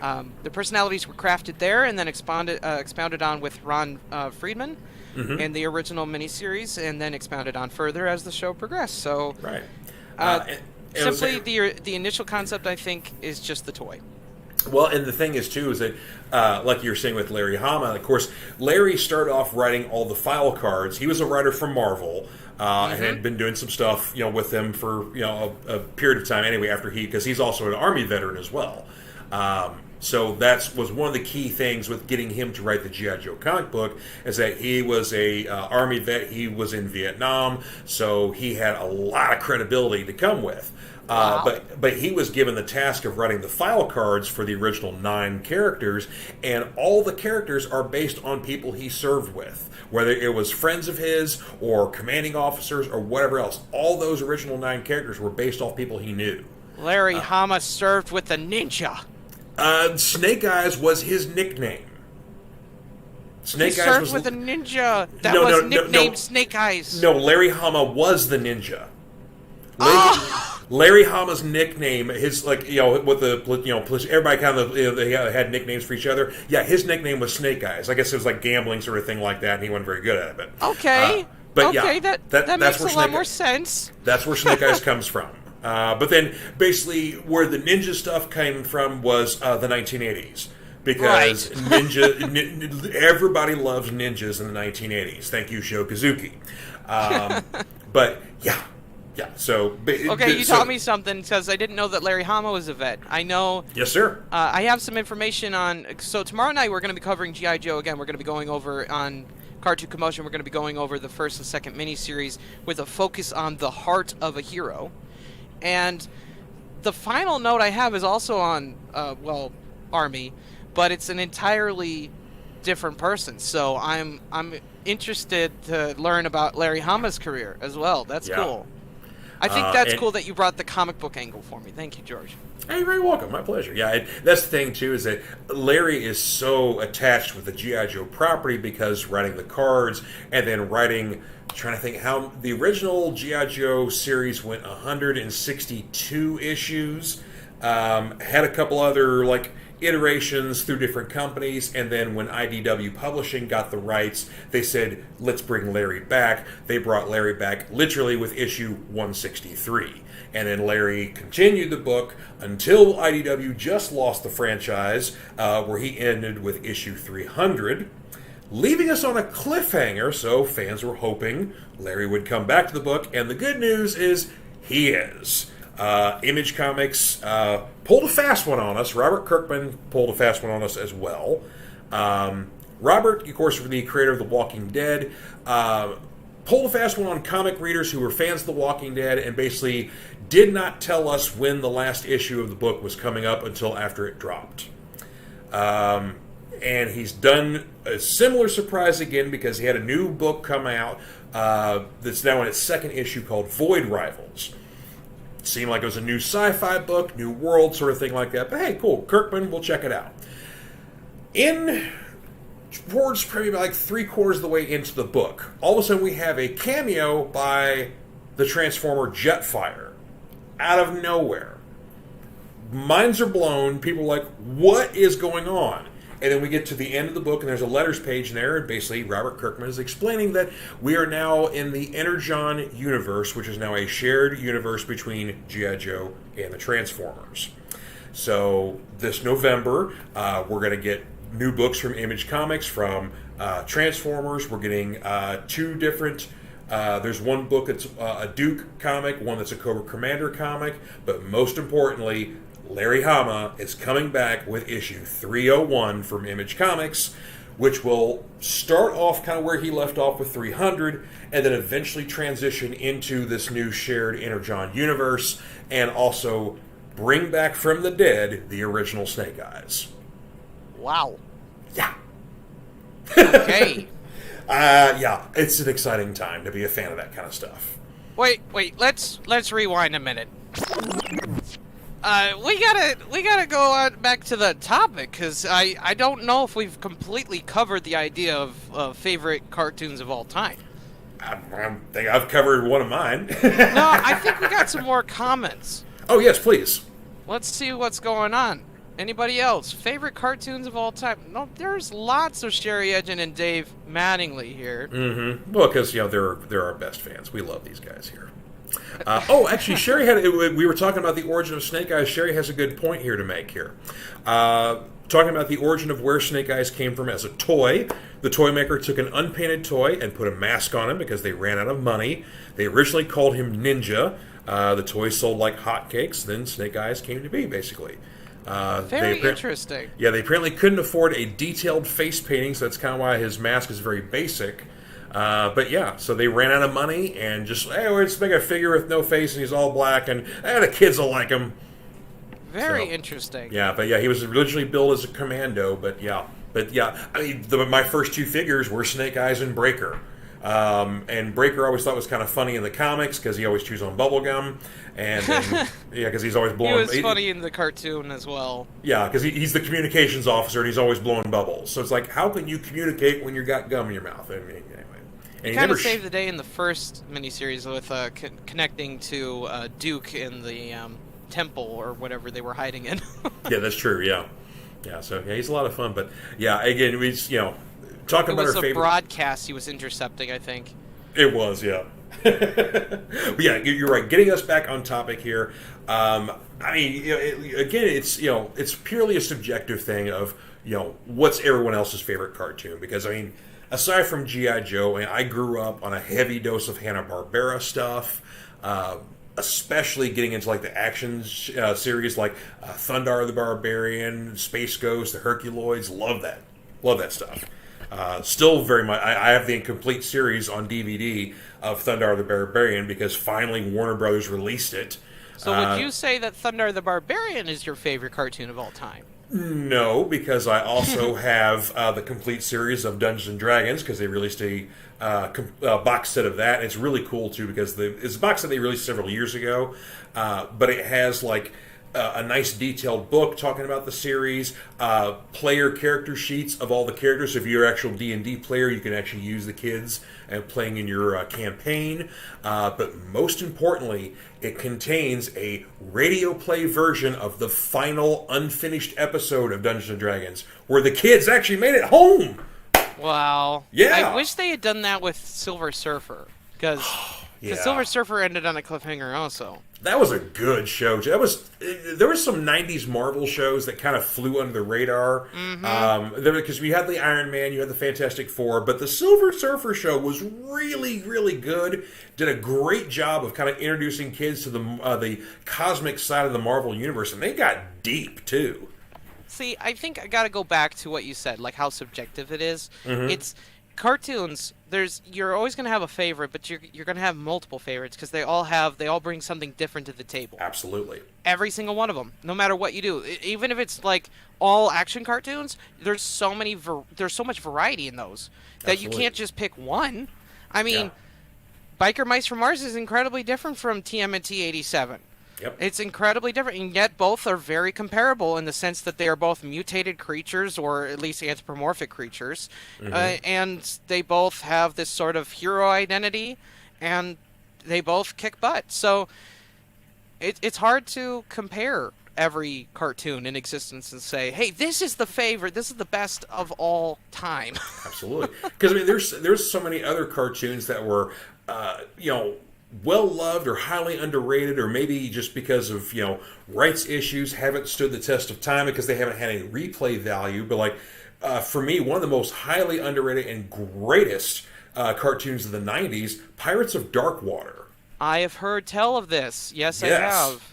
Great. Granted, it's a pirate cartoon, but the look of it, the design of the characters was very original. It was an all-ages show, but sometimes the topics felt a little heavy, had a little gravitas to them. So, it felt like, it could be a show accessed by younger kids and also by older kids and even adults, because my dad sometimes will watch it and he liked the show. So, so there was a lot of, resale value there. A show that, of course, we're going to talk about probably I believe it's August. Yeah, August. One of my favorite shows, Freakazoid, because that show was so weird. Broke the fourth wall before Deadpool, before Family Guy. It just, it's true. Oh, it's true. Man, it was a way ahead of its time show. Absolutely love that one. I mean, it was like superhero parody, but it wasn't such a satire as it was just very self-aware. And I think that's the difference between that and, like, say, The Tick. Because, and I had mentioned that in my Tick episode when we covered about how The Tick is actually about destiny. Yeah. So if you want to check that out, there's a little plug for you. Go back to Cartoon Commotion and find The Tick was about destiny. Yeah, that's a good episode, too. Thank you. And the thing I like about it in that comparison is that it really, really shows you the value that the Tick brings in comparison to Freakazoid. Yeah. The Tick being not very self-aware. Not so you at get all. to see it from a completely different perspective. Yeah, he was the complete lack of self-awareness, which is also kind of the most freeing thing about the Tick. True. Yeah, I mean, he's just completely like he is all about smiting evil and justice and stuff like that. So, and he's not aware of the fact that he just destroyed a building because he hopped on it from 30 feet above, or he wrecked somebody. Keeps going. He just keeps. I mean, it's like it's like thank you, citizen, for stopping my fall, and now I'm going to keep on fighting evil, and you just crush somebody. So he's it's like, a oops, tank of nearly unstoppable. Nigh invulnerability. Yes. Spoon! Spoon! Yeah, I love it. The tick is great. I love it. The last bonus episode I had was on the tick, so we got some of that too. And see, that's the thing is, like I said, we're just sitting here, we named like just 6 cartoons just now. Oh my, yes. Yeah, and Sherry... You give me flashbacks. Yeah, and Sherry chiming in saying Bugs Bunny was always a classic favorite for me. And see, that's, again, just like, what Dave Mangley mentioned earlier. Looney Tunes, Bugs Bunny stuff, that's my jam. That's where I started. Those are fundamental cartoons. Yeah. They're the basis of a lot of comedy cartoons. And then into the 90s, they were the basis of a lot of great Warner Brothers cartoons then, like with Animaniacs and Tiny Toon Adventures. And Tasmania is another one that kind of flew underneath the radar. Yeah, with Tasmania, it was fairly popular when it was on, but yeah, you're right, it didn't have a lot of replay value for whatever reason, but yes. Yeah. It's sort of, created a fandom, but it's sort of like relatively unknown today. Yeah, 90s kids remember it, I'm sure, but it didn't have, I guess they've made other Looney Tunes cartoons, so they kind of just keep rolling along, and so, whatever generation you're in, there's probably some sort of representation of Looney Tunes somewhere in there. Just, maybe, you only watch like, Marvin the Martian stuff or whatever else, or you remember Tasmania from the 90s, but like me, for me, I'm a firm believer in kind of the, in music, that it would usually be there was kind of a hard line between you were a Beatles fan or you were a Rolling Stones fan in the 60s, right? I'm a hardline, definitive believer that you were a Disney or a Looney Tunes fan growing up. Okay. So when you were a child, there's people who are predominantly raised on Disney cartoons, the Disney films, your classics from the 60s and the 70s, and even some of the 40s stuff too. The Snow Whites and all that kind of jazz. But usually, if you grew up on the Disney stuff, you didn't watch as much Bugs Bunny cartoons. Whereas, flip side of that, if you were a Bugs Bunny fan, every Saturday morning you're watching Bugs Bunny like it's church, and you don't watch as much Disney stuff. Or like me, you watched zero Disney stuff unless it was started with the words Tron or the Black Hole. Then you watched that stuff all the time. But I had no love for Mickey Mouse. Could never understand Donald Duck for anything. So I actually think that Disney got a lot better in the 90s. Like, in terms of, like, their humor and everything. Because they had a lot of great Disney Afternoon stuff. A lot of really good kind of follow-up Disney Afternoon stuff, like as it teetered off into the early 2000s. You got some shows that were kind of obscure, and Goof Troop, starting in the 90s, was actually really underrated. And I mean, that's how you got a Goofy movie, and I do plan to talk about both things eventually on Cartoon Commotion. Yeah, and Goofy movie was very popular. I mean, I remember I was working in movie theaters when that thing came out, and that was widely attended and a funny movie too. So. You were there on the dawn. I was there on the precipice of the event.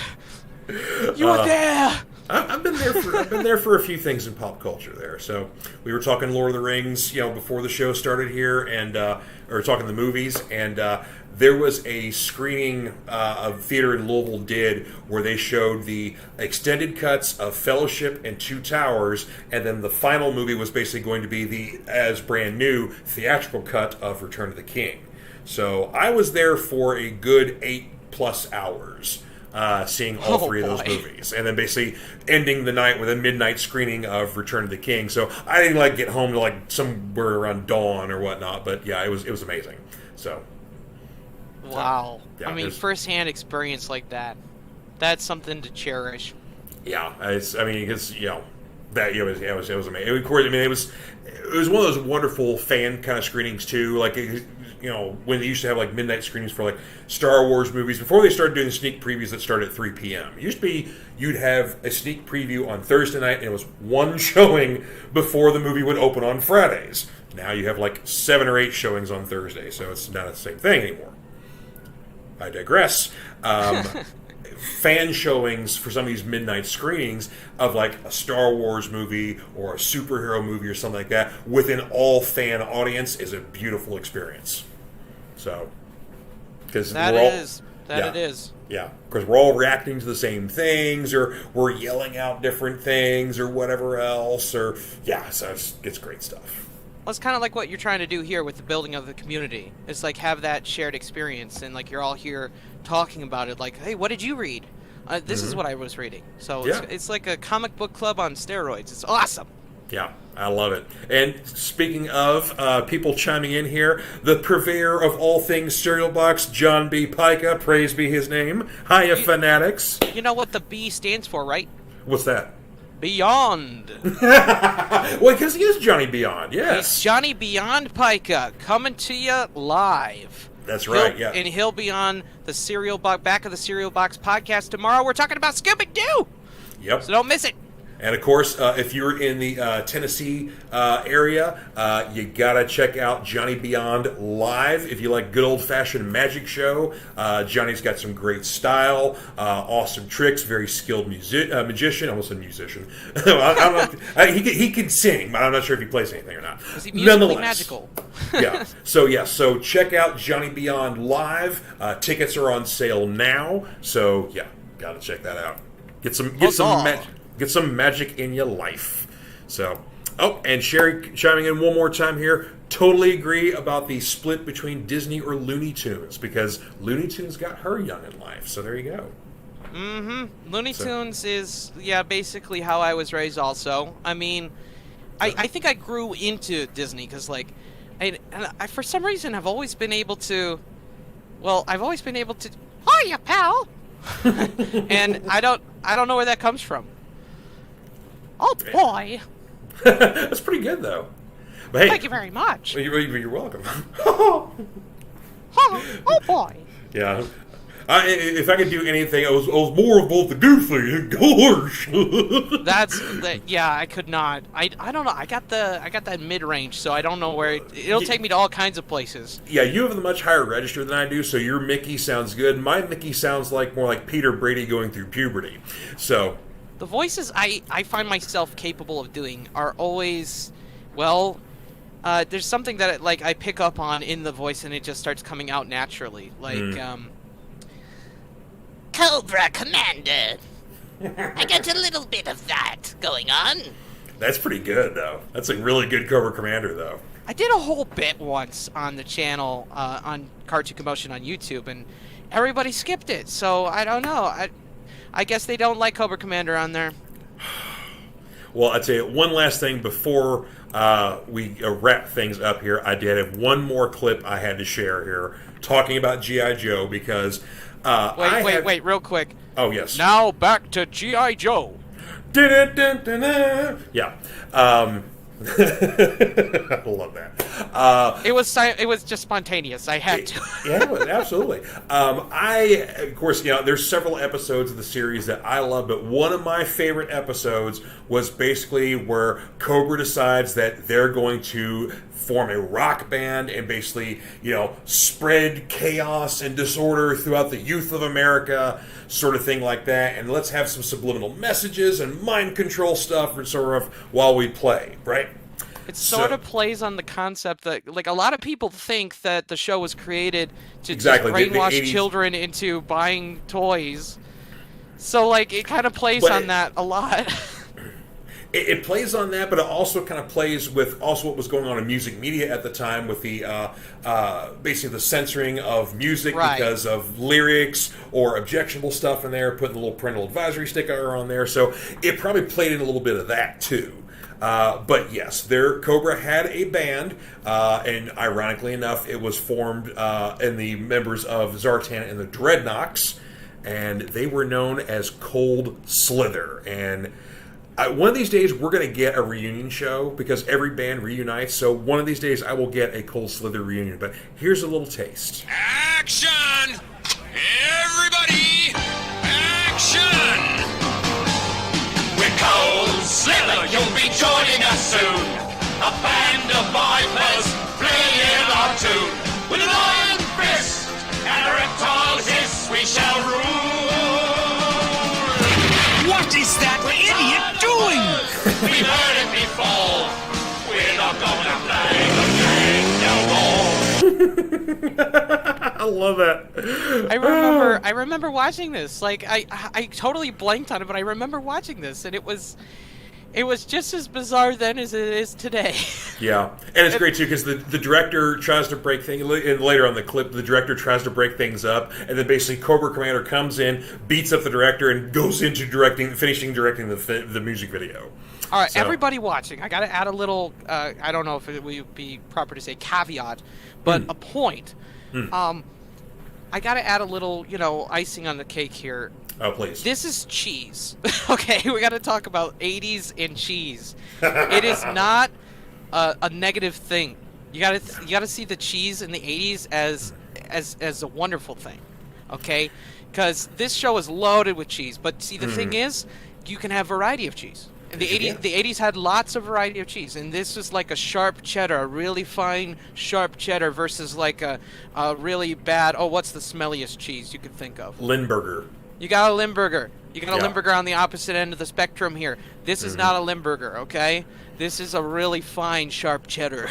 Well, I'm not sure if it's so much of a fine cheddar as it may be a fine cheddar that was set out in a windowsill for about 6 hours, and maybe some sunlight got to it. So it used to be fine, but now it's not as fine, but probably still edible. I don't know. Well, if you're talking about like cheese you just picked up at the store, like you could say it's kind of a Swiss. At least this episode is a Swiss, perhaps. Yeah. It's not. It doesn't have that same bite or flavor anymore.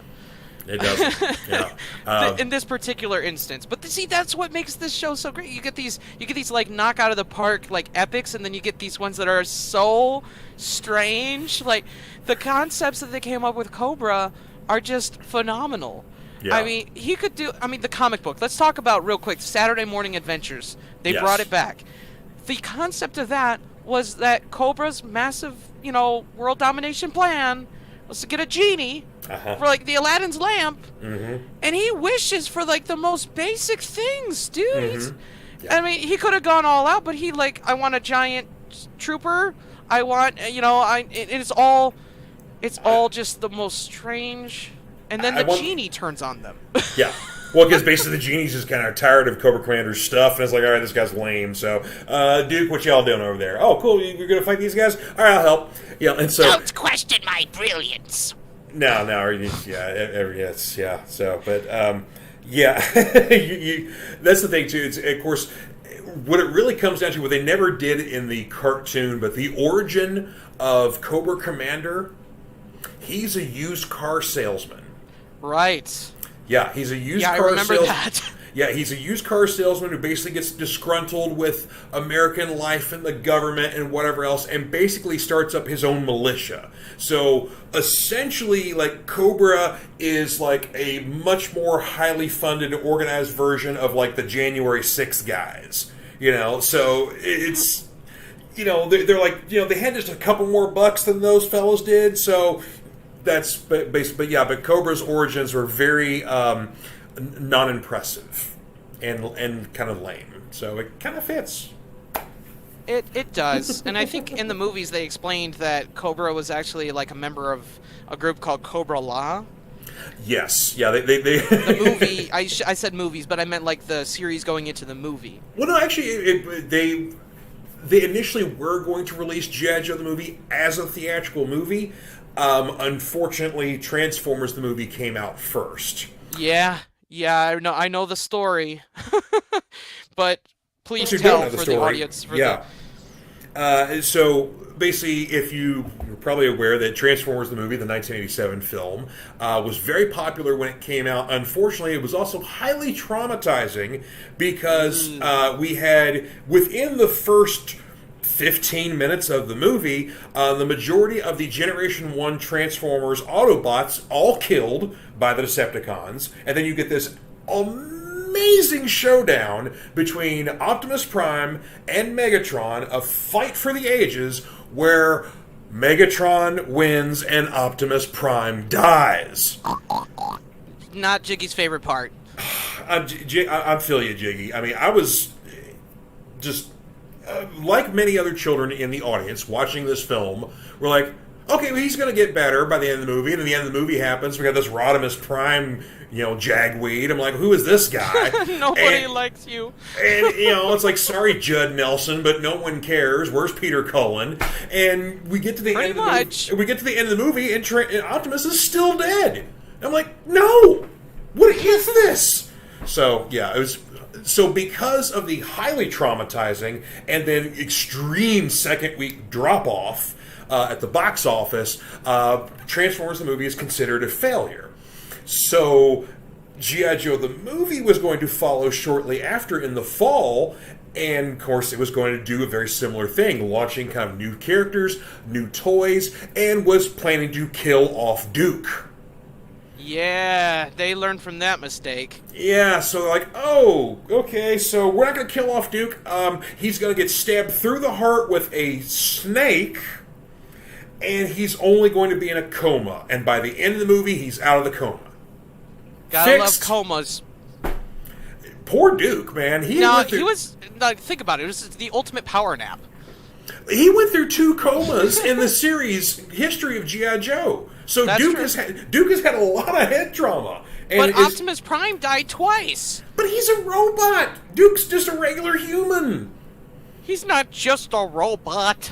I know he's not just a robot. He's a sentient robot from another world. But nonetheless, he's made of metal and seems to be a bit more sturdier and can easily be revived by a large energy source. He's Optimus Duke Prime. Sure, but we've seen other Transformers revived in similar fashion. Whereas Duke is a good old-fashioned human being that can die and also suffer lots of head trauma and make many visits to the VA in his older life because of said head trauma.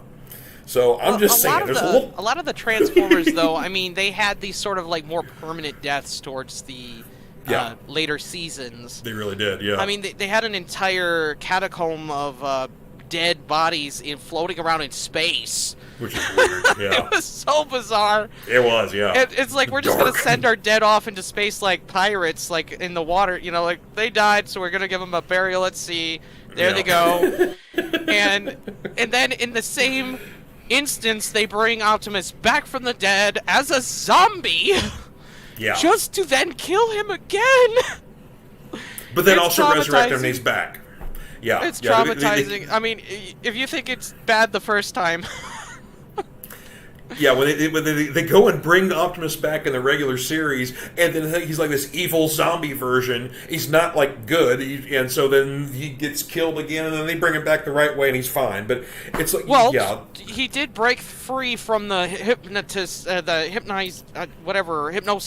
under. Yeah. He did break free from that, and he was the reason that they survived that whole ordeal. But it's still just they're toying with our emotions here. But see, honestly, that's why I want to talk about it so bad. It's wonderful. Oh, yeah. It's absolutely, and that will come later.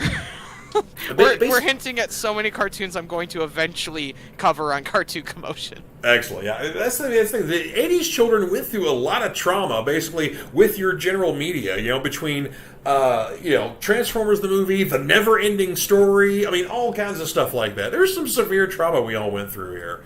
Yeah. That is true. I mean, I can only imagine Care Bears the movie. That one, oh boy.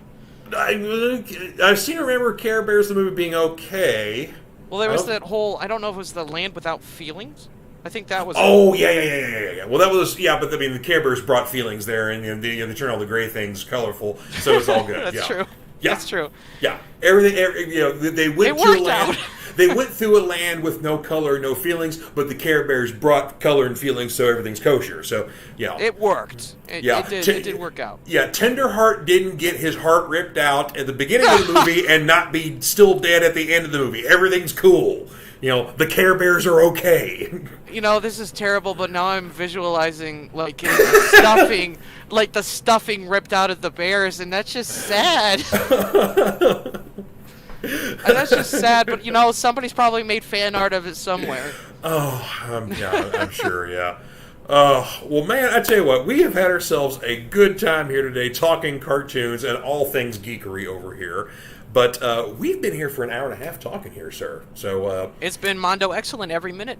It has. It really has been. So do we have any final words from Jiggy here? Because we've heard from him a little bit here, and of course we got his wonderful ditty at the beginning of the show. But does Jiggy have anything else that he'd like to add? You got something for us, Jiggy? Okay. Okay, so, basically, it's just talking about how he was just saying, without he was all about the comic book ads at the beginning. So he went all the way back to the beginning of the whole thing we were talking about with the comic book ads, and he was saying that without those, we wouldn't have gotten the cartoon series in 1983, and the Joes to this day could not live up to the series, the expectations set in 1983. They to this day, that is their era that they're most known for, and he's right. Yep. Yeah. I mean, that's the you're spot on there, Jiggy. So yeah, that's the thing. He's 100%. That those cartoons were basically the start of that animation. You could only have about basically before they started lessening the restrictions on advertising and whatever else. Basically, if you were promoting a toy or whatever else and you wanted to use some cartoon animation, you had less than 30 seconds you could actually make for it. But that less than 30-second open was what gave us the Mass Effect, I think that the Mass Effect was the first. The success of their brand from that time was because of 1983. Yeah. Well, technically 1982, but. Yeah, basically 82 was the toys and the comics. Basically, I think the comic should have come out the same time as the toys did, but it ended up being about a month late. But the toys came out, I think, in August of 82, and then the comic hit in the fall, and then the fall of 83, G.I. Joe, Real American Hero hit TV screens, and the rest is history. There was a similar thing done with the Turtles, because 87 Turtles started before the actual toy line came out, the year later. It was 1988 was the toy line, and that was December versus I think it was just the past year that the cartoon had come on TV. The cartoon came in December, and then the next year in fall, I think, was the toy line. I got to get that, I got to get that straight for when we talk Turtles. But sure. And of course, the funny thing is that basically, the Turtles coming from such an independent background, a very DIY kind of origin, and also they were essentially a parody for the Daredevil comics. That's how they started out. The look, everything, the fact that they were all wearing red bandanas, not color-coded like they came up with the cartoon and the Playmate stuff. Yeah. So the Turtles' origins was all a parody of the Daredevil comics that Frank Miller was doing currently in the 1980s. That's true. And the humor between just the two of them, Paul... I can't even. I was not prepared for turtle conversation. No, you're good. Yeah, and then I love even parodying of a parody. The Tick ends up in its first issue making fun of the Ninja Turtles and ninjas and all that stuff because Tick was fighting ninjas that were disguising themselves as hedges. And I'm thinking Peter Laird and Kevin Eastman. Kevin Eastman, thank you. Yep. Peter Laird and Kevin Eastman, because they were joking between each other about turtles and how they're not fast inherently, but the ninjas are. So it's that whole joke spiraling out of that, and then doing the parody of Daredevil becoming a comic book. They never planned on it being the success that it is, and now next year the Turtles from the '87 show are coming back to Nickelodeon. So here you go, full circle. And that is a franchise that has not stopped. There's been numerous iterations of the Ninja Turtles, with cartoons, with toys, with movies, with video games. G.I. Joe has had some lulls in their franchises where there wasn't anything new being produced. The same cannot be said with the Ninja Turtles. They've been going strong and hardcore since 1987. I gotta apologize because I think Jiggy derailed me. He was ready for the G.I. Joe conversation, and we just have so many cartoons we're talking about that I was like so taken aback by, like, he pulled me all the way back to the beginning. I was like, Jiggy, yes, that's right. We were supposed to mention that. I mean, that's okay because Jiggy and I have kind of similar thought processes. We can kind of bounce. See, we can kind of bounce back and forth between stuff there. So it's a little ADHD, but it's a focus. So it's like, yes, I can talk about Ninja Turtles and change the conversation. But yeah, G.I. Joe, back over here. Yep, show that. Okay, back over here now. So see. Hey, no worries. I mean, I love talking to all things cartoons. Is what I do. It's just Jiggy and I were preparing, I guess, for that conversation. We were talking about G.I. Joe a lot. I mean, we are covering it tomorrow night, so absolutely. It makes sense that he has some notes on that. Well, I mean, there's so many little points of history, a little bit of references to things that's fun about a lot of those '80s cartoons. G.I. Joe definitely included. But gosh, we like I said, we could talk for another hour and 45 minutes. And we must talk again. We must. Absolutely, I would love it. Yes. This has been wonderful. Yes, apparently our pairings are more fun, just as fun for our viewing audience as they are for us. So, because Sherry popping in one more time saying she had to go, but she loves the show, loves Cartoon Commotion. Together, world domination. We will conquer the world. You got, for me, if you could get the phrase of "stop sputtering like a wet toaster." Yeah. Stop sputtering like a wet toaster. Okay, thank you. You just made my week. All right, there we go. Yeah, wonderful. Because that's one of my favorite insults that Cobra Commander lodged at Destro. It's like second miniseries. But sputtering like a wet toaster. It's perfect because he's got a metal face and he's like spitting water out of it. So, the juxtaposition of like, no, it wouldn't be sputtering; it would be sparking because you're going to get electrocuted from a wet toaster. But whatever, Cobra Commander, But again, the cheese of the '80s is so wonderful. It is a fine, sharp Gouda. Yes. There you go. Fine, sharp Gouda. You've defined that phrase. We have. Sputtering like a wet toaster. Sputtering like a wet toaster. Oh, man. Well, dude, it has been a blast. Thank you for coming down from Toontown and joining us here in the real world. Thank you for having me. Absolutely. I loved it. I love talking tunes whenever I can. And, absolutely. Never a doubt again, George. Never a doubt again that is pretty much my life. There you go. It's, I mean, because you never know, because sometimes Bugs Bunny like to enjoy, a nice book and a pipe and a smoking jacket. Occasionally I consume my regular 90s sitcoms. Yeah. There you go. So see, there are some breaks, and like I said, it cleanses the palate. You come back fresh. So like if you're always watching a cartoon, you never really have any objective takes. You never have any unique perspectives. If my brain turned to mush, I wouldn't give you the perspective that you come to Cartoon Commotion for. Very true. So you need that like little pause in between, and trust me, it's very brief. It is. I return full force. It is. So, tomorrow night, Cade's got a new episode, 8 o'clock. So, if you're not following Cartoon Commotion, you need to do so. And we can basically, you get to talk more cartoons, get to marvel at Cade's production value and researching abilities. Thank you. Well, I do love me some research on certain topics and deep diving into things, and you do a great job of that with whatever subject you're on. So I always appreciate a good researcher. I gave you your flowers on that one. Oh, thank you very much. That is epicness.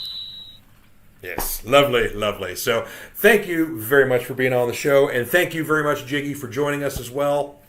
So I love my buddy there. So yeah, you gotta love Jiggy. Gotta love Jiggy. So we're gonna close things out with a word from our friends at Comic Books for Kids. But again, next week on the show, ladies from the Cosplay Cafe, Andrea Starnes, will be joining us. We're going to be doing a little bit of a wrap-up on San Diego Comic-Con, some announcements coming out there, and other nerdness, I'm sure. But otherwise, you all have yourselves a wonderful weekend.